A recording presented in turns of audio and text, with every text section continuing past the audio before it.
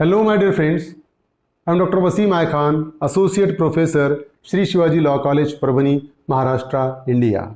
So, in today's lecture, we will discuss Section 118 of Bharatiya Saksh Adhiniyam 2023, which dealt with the presumption as to dowry death. कि अगर husband पे dowry death के charges है तो किस तरीके का प्रिजम्पशन कोर्ट रेज कर सकता है, सेक्शन 118 में आज हम डिस्कस करने वाले हैं। तो आगे बढ़ने से पहले अगर अभी तक आपने मेरे चैनल को सब्सक्राइब नहीं किया है तो सब्सक्राइब कर लीजिएगा और बेल नोटिफिकेशन को प्रेस करिएगा ताकि जब कभी भी मैं नया वीडियो अपलोड करूं तो उसका नोटिफिकेशन आप तक पहुंचे। तो चलिए स्टार्ट करते हैं टॉपिक को। Section 118, presumption as to dowry death. So when the question is whether a person has committed the dowry death of a woman or not, if there is a question before the court of law whether the person has committed the dowry death of a woman or not, question क्या है court के सामने कि वो person ने woman का dowry death का offence किया है या नहीं किया है। That is a question before the court of law and it is shown that soon before her death such woman had been subjected to such person to cruelty or harassment for or in connection with any demand for dowry, and it has been shown before the court of law that the such woman had been subjected to cruelty or harassment or in connection with any demand of dowry. What is shown before the court of law? It is shown before the court of law that soon before her death she was subjected to cruelty or harassment, and that harassment or cruelty was having a connection with the demand of dowry. तो अगर ये prove होता है court के सामने या court के सामने ये लाया जाता है कि उसके डेथ के पहले उसको टॉर्चर और हरासमेंट हुआ, और टॉर्चर और हरासमेंट किस लिए हुआ? डिमांड ऑफ डाउरी के डिमांड ऑफ डाउरी को लेकर हरासमेंट और टॉर्चर हुआ। अगर ऐसा सिनेरियो है the court shell presume that such person had caused the dowry death. तो कोर्ट प्रिजम्पशन क्या लेगा? शैल प्रिज्यूम है, कोर्ट को प्रिजम्पशन लेना ही पड़ेगा कि वही पर्सन जिस पे चार्जेस है उसने डाउरी डेथ का ऑफेंस किया है। तो that presumption can be raised. तो हस्बैंड पे फॉर एग्जांपल चार्जेस है डाउरी डेथ के, और कोर्ट के सामने ऐसा प्रूव हो गया कि उसके मरने के पहले उसको टॉर्चर और हरासमेंट था, और टॉर्चर और हरासमेंट डिमांड ऑफ डाउरी को लेकर था। अगर ये कोर्ट के सामने आ जाता है तो कोर्ट ये प्रिजम्पशन लेगा, कोर्ट ये मानेगा कि उसके हस्बैंड ने ही उसको मारा है, डाउरी डेथ कॉज की है। ठीक है, अब देखिए, for the purpose of this section dowry death shall have the same meaning as in section 80 of the Bharatiya Nyaya Samhita 2023।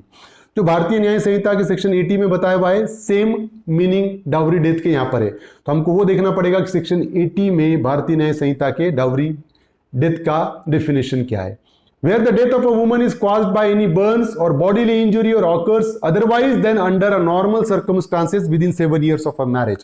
Suppose if there is an unnatural death of a woman within 7 years of marriage, if the married woman dies due to any physical injury or bodily injury within 7 years of marriage, that is the first criteria. अगर 7 साल के अंदर किसी married woman की unnatural death होती है, किसी bodily injury की वजह से डेथ होती है या किसी जलने की वजह से डेथ होती है, and it is shown that soon before her death she was subjected to cruelty और हरासमेंट बाय हर हस्बैंड और any relatives of her husband for और in connection with any demand for dowry.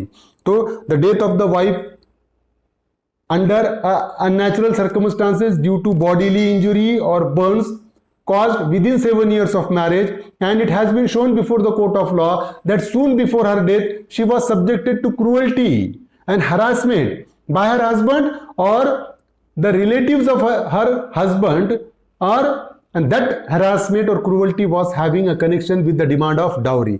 बात ध्यान में रखिए, married woman की death हो गई, अननेचुरल सर्कमस्टांसेस में हुई, ड्यू टू बॉडीली इंजुरी हुई, उसके बॉडी पे इंजुरीज मिले, जलने की वजह से डेथ हुई, 7 साल के अंदर, उसके मैरिज के 7 साल के अंदर अगर डेथ होती है, साथ ही साथ उसके डेथ के ठीक पहले उसको टॉर्चर हुआ, हैरासमेंट हुआ, और टॉर्चर और हैरासमेंट किसको लेकर हुआ? डिमांड ऑफ डाउरी को लेकर अगर होता है तो such death shall be called dowry death. तो उस डेथ को क्या कहेंगे? Dowry death. And such husband और relative shall be deemed to have caused her death, और उसके हस्बैंड और उसके हस्बैंड के रिलेटिव्स ने ही वो डेथ कॉज किया ऐसा माना जाएगा। अब देखिए, the presumption under section 118 of the भारतीय साक्ष्य अधिनियम shall be raised only on the proof of the following essential.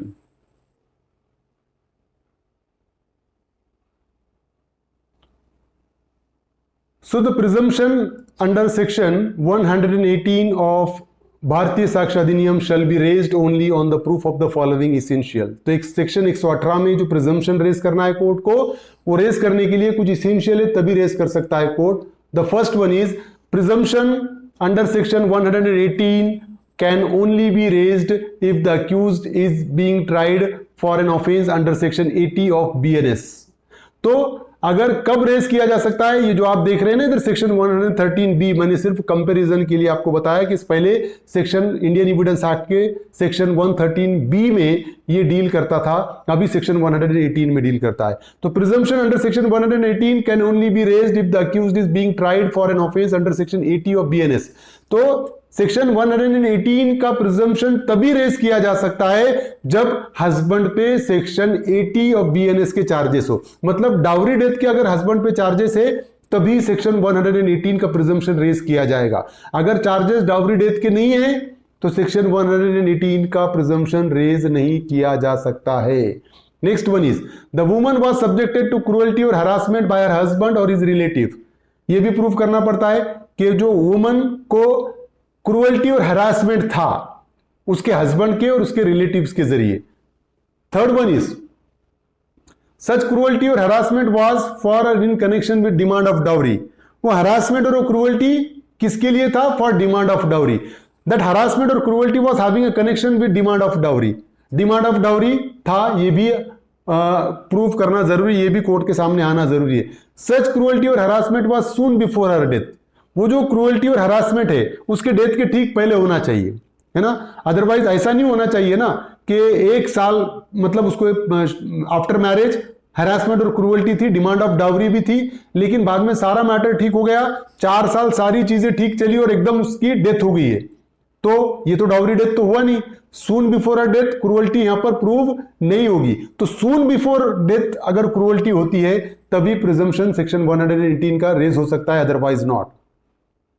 Shyamlal versus state of Haryana, देखिए केस था the wife was sent back to her parents home due to dispute regarding dowry and was brought back after the panchayat resolve the dispute. इस case में wife को उसके in laws ने घर वापस भेज दिया था उसके मैके में, और जब पंचायत ने उस डिस्प्यूट को रिजॉल्व किया फिर से वापस लेकर आ गया, ठीक है। Her death occurred 10 to 15 days after the panchayat, during the period of which there was no evidence of cruelty और harassment with the demand of dowry. ठीक, जब पंचायत ने रिजॉल्व डिस्प्यूट करने के बाद जब वो वापस घर पे आई तो 10 से 15 दिन के अंदर उसकी डेथ हो गई, लेकिन वो 10 से 15 दिन में ना तो कोई क्रूअल्टी हुई, ना तो कोई हरासमेंट हुआ, ना तो कोई डिमांड ऑफ डाउरी हुई। तो कोर्ट ने क्या किया? The supreme court has held that the presumption of dowry death could not be raised under section 113B।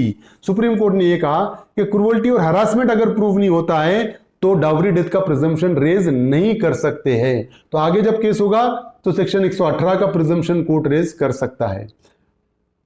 Tilak Bediya versus state of Bihar, where there is unnatural death of the wife, the husband had allegedly demanded money from the parents of the deceased for starting business. In absence of cruelty soon before the death, that the deceased was subjected to cruelty or harassment in connection with dowry, and in absence of any demand of dowry, the presumption under section 113 of the act could not be invoked। तो इस case में क्या हुआ था? Wife की unnatural death हुई थी and the husband had allegedly demand money for the parent from the parents of the deceased for starting a business। और ऐसा कहा जा रहा था कि उसके हस्बैंड ने उसके मतलब उसके वाइफ के पेरेंट्स से पैसे मांगा था, काय के लिए? For starting a new business, नया बिजनेस स्टार्ट करने के लिए। इन absence of cruelty soon before the death, but यहां पर क्रूअल्टी नहीं थी। The deceased was subjected to cruelty or harassment or in connection with demand of dowry in absence of any demand of dowry। मतलब demand of dowry भी नहीं थी यहां पर और क्रूअल्टी भी नहीं थी। तो the presumption under section 113B of the act could not be invoked. तो कोर्ट ने यह कहा कि सेक्शन 113B का प्रिजम्पशन रेज नहीं किया जा सकता। सेक्शन 113B या बी का BSA का सेक्शन 118 का प्रिजम्पशन रेज करना है तो demand of dowry must be there as well as a cruelty must be there। Next case is Nemchand versus State of Haryana. The parties were married on 24th May 1962. After staying at the matrimonial home for 2 months, she returned to her parents' house and told them that her husband wanted a television set and a fridge. तो यहाँ पर 24 में 1962 को शादी हुई, वो matrimonial home गई, उसके 2 महीने रही, वापस अपने पेरेंट के घर आ गई वो, और ये कहकर आई कि मेरे हस्बैंड को टेलीविजन सेट और फ्रिज चाहिए. Her father gave her a sum of ₹6,000 and she left off her matrimonial home. Her husband again demanded a sum of ₹25,000 for purchasing a plot. वो वापस अपने हस्बैंड के घर आई, 6,000 रुपये उसके बाप ने उससे दिया, और 6,000 रुपये लेकर जब मैट्रिमोनियल होम आई उसके, फिर से हस्बैंड ने डिमांड किया 25,000 रुपये की, काय के लिए, प्लॉट परचेस करने के लिए. Thereafter the husband took his wife to her parents' home, saying that he would not take her back unless a sum of ₹25,000 was paid to him. 25,000 की डिमांड थी. हस्बैंड ने उसको उसके वाइफ के parents के घर छोड़कर आ गया, और ये कहकर छोड़ा कि जब तक 25,000 रुपये मुझे नहीं मिलेंगे मैं तुझे घर वापस नहीं लाऊंगा. After 1 year he took her back, but he did not give up his demand for ₹25,000, and soon thereafter she left for her parents' home and came back with a sum of ₹15,000 with a promise that the rest of the amount would be paid later on. 1 साल के बाद husband ने वापस घर लेकर आया, लेकिन उसकी 25,000 की डिमांड एज इट इज थी. वाइफ फिर से उसके पेरेंट्स के घर गई, 15,000 रुपये लेकर आई, और ये कहा कि बाकी के बचे हुए जल्द ही हम तुमको दे देंगे. She died of strangulation in her husband's home. The court raised a presumption under section 113B and found accused guilty. अब यहाँ पर उसके बाद उसका गला दबने की वजह से उसके हस्बैंड के घर में डेथ हो गई. कोर्ट ने सेक्शन 113B का प्रिजम्पशन रेज किया, क्योंकि डिमांड ऑफ डावरी भी थी, क्रुअल्टी भी था, मेंटल क्रुअल्टी. तो आगे अगर ऐसा केस होगा तो सेक्शन 118 का प्रिजम्पशन कोर्ट रेज कर सकता है. तो यही था सेक्शन 118, जहां पर presumption as to dowry death raise कर सकता है कोर्ट. उम्मीद करता हूं कि आपको समझ में आया होगा. समझ में आया तो मेरे चैनल को सब्सक्राइब कीजिए और इस लेक्चर को ज़्यादा से ज़्यादा स्टूडेंट तक शेयर कीजिए. Thank you very much.